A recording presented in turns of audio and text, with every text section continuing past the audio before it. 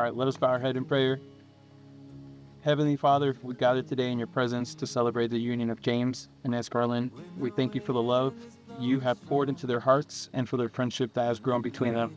May your spirit guide this ceremony, bless their marriage, and keep God first in their lives always. In Jesus' name we pray, amen.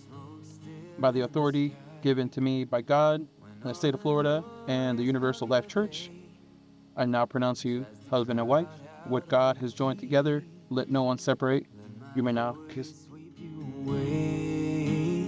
As you're drifting off to sleep, and I say love, I'll be your lullaby, and I say love, I'll be your lullaby.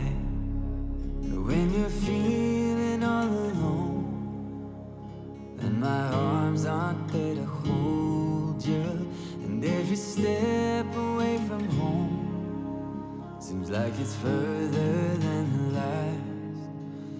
It ain't always gonna be easy, it ain't always gonna be hard.